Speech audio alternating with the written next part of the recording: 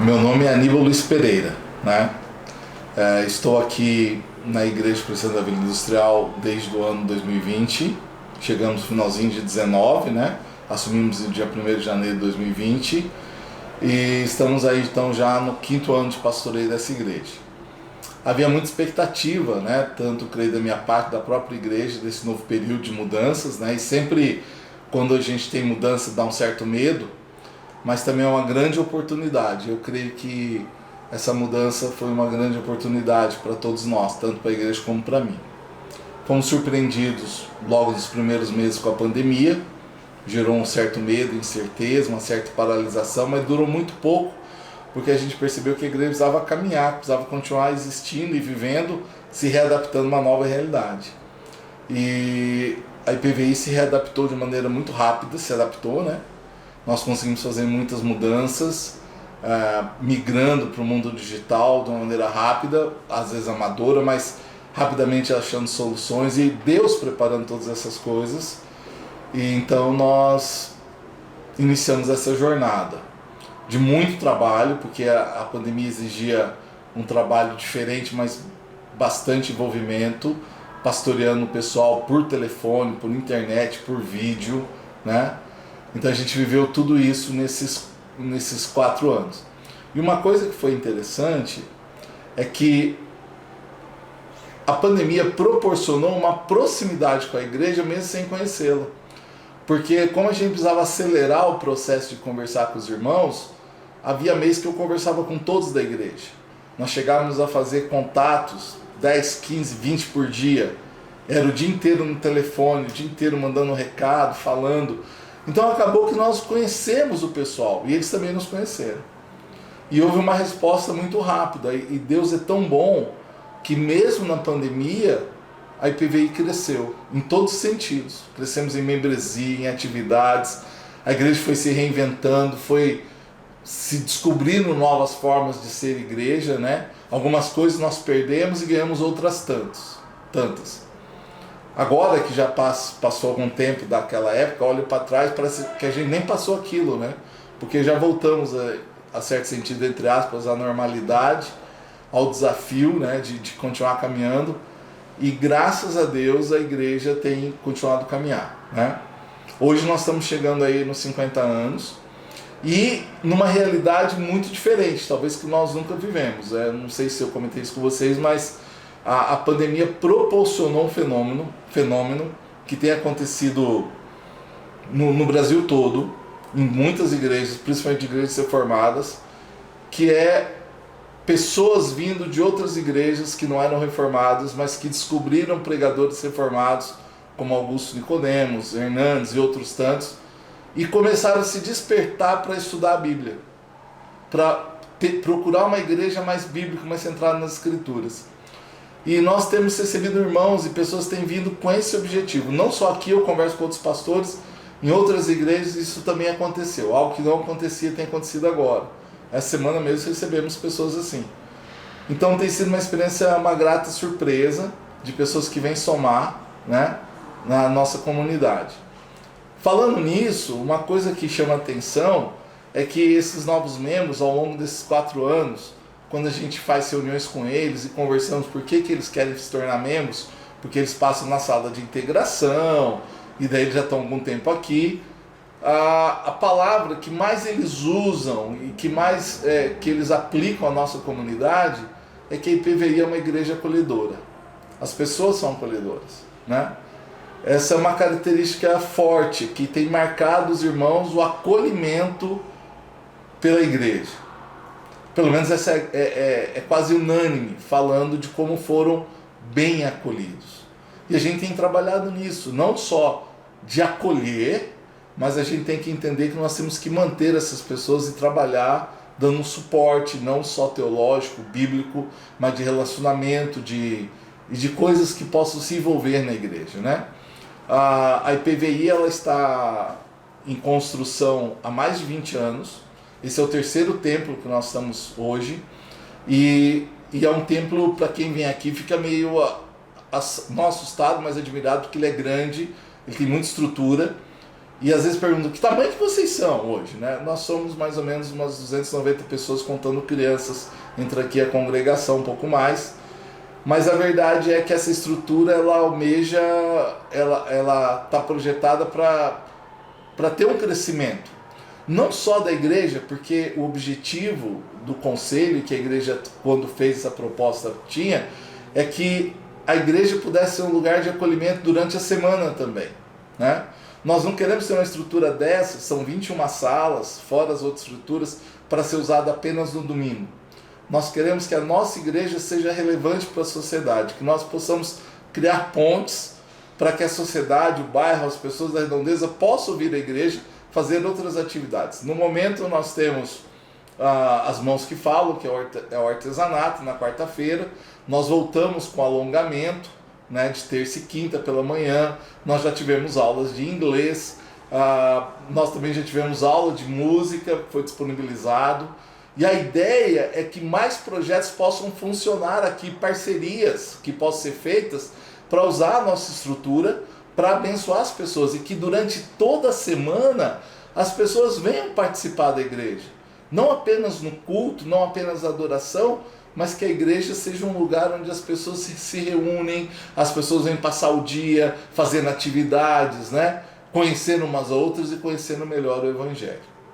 Então essa é uma proposta, tipo, de onde nós viemos. Nós viemos de uma igreja que começou há mais de 50 anos, porque você vai ver um pouco da história daqui a uns dias, né?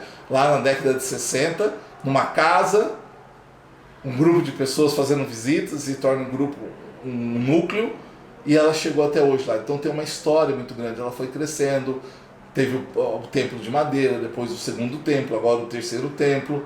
Então a igreja foi num crescente, passou por vários momentos, mas ela está viva como nunca, porque é a igreja do Senhor Jesus, não é nossa. E é isso que as pessoas perguntam, falam, mas o que levou a igreja a crescer? Por que a igreja cresceu na pandemia? Por que sempre tem gente, toda semana tem gente nova vindo visitar e permanecendo? A única resposta que a gente tem é Deus. Porque a gente não faz nada diferente, nós não fazemos nada novo, nós não estamos aqui com o objetivo de reinventar nada, apenas ser igreja. Uma igreja bíblica, uma igreja acolhedora, uma igreja que se envolve, que se abre para receber os que estão chegando e abre espaço para trabalhar, né? Então o pessoal está envolvido, então isso faz muita diferença.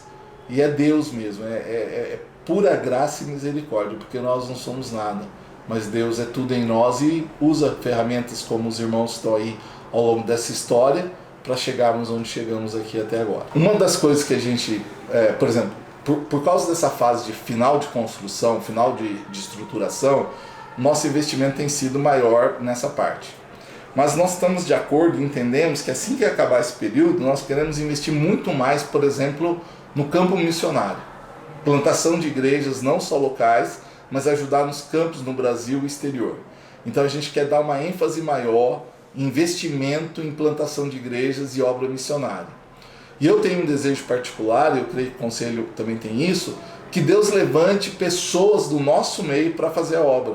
Missionários aqui. Pessoas vocacionadas que vieram, foram chamadas e possam ser enviadas por nós. Que nós também possamos enviar pessoas. Porque o maior investimento que a igreja pode fazer é em gente. Nós temos que investir em pessoas.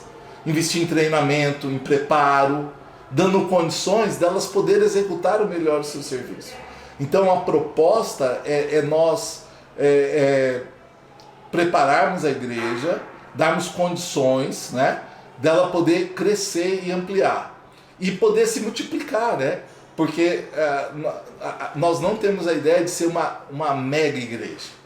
Já conversamos sobre isso, a gente crê que 300, 400 membros seria um número bom para que vai dar condições de nós fazermos outras atividades, plantarmos novas igrejas, implantarmos em bairros, levar a igreja a expandir em lugares onde precisa. E aí colocando gente daqui para fazer essa obra, né? Então fortalecer os jovens e adolescentes, os departamentos. A escola bíblica, nós não falamos disso, mas a nossa escola bíblica é muito dinâmica, é muito boa. Temos um envolvimento, uma visão que fortalece, dá maturidade à igreja, né? Então isso é um ponto forte também, que eu acho que é o ensino, é um ponto bem forte que nós temos. E que as pessoas se preparem né? E para irem. Porque a igreja é o lugar onde você se equipa, prepara, mas a igreja cresce fora das quatro paredes. Nós temos que estar no mundo, nos nossos trabalhos, na universidade, na faculdade, na escola, né? Entendendo aonde o Senhor quer nos levar. Eu acho que essa é a perspectiva. Então você fala assim, mas vocês têm um planejamento estratégico? Na verdade, nós não temos um planejamento. Eu até quero falar, não é uma curiosidade, mas eu cheguei a conversar com o conselho sobre isso. Falei, gente, nós precisamos de um planejamento, nós precisamos fazer uma meta, um objetivo. Ele falou, pastor, nós já fizemos tanto isso, não foi a lugar nenhum. E nós estamos indo sem ter esse planejamento. Não que nós vamos fazer a revelia, mas a gente tem que estar muito atento aonde Deus nos leva. Eu tenho aprendido muito isso. É uma coisa que eu tenho levado. Onde é que Deus está? Nós precisamos conhecer a vontade de Deus e nos juntarmos a ela. Quem que tem que ir à frente, Ana, é Deus. Nós temos que ir aonde Deus está, porque se nós estamos indo no lugar onde Deus não está nos levando, nós não vamos chegar a lugar nenhum. Então eu creio que é um tempo agora, eu acho que esse tempo de 50 anos, é um tempo de observar os movimentos de Deus. Onde é que Deus vai nos levar? Eu realmente não, confesso que eu não sei. Nós chegamos até aqui, estamos aí completando 50 anos, estamos jubilosos, estamos alegres, mas agora a gente quer ver mais os movimentos de Deus.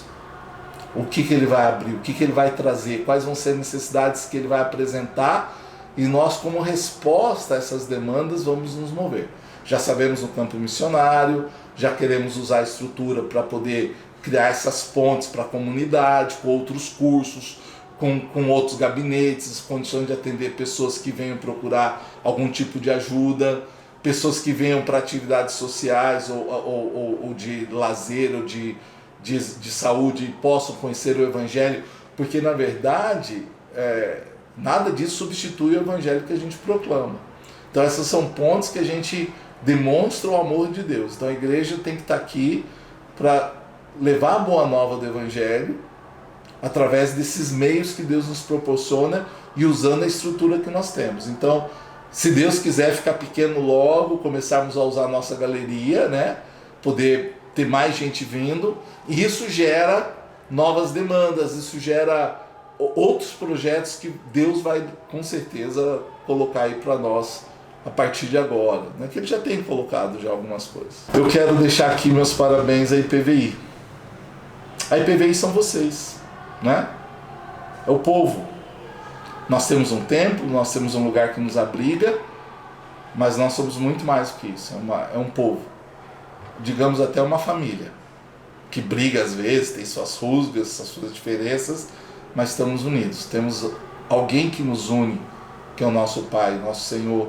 Temos o nosso irmão mais velho, que é Jesus, que cuida de nós, é o nosso cabeça. Temos o Espírito Santo que move na igreja, né?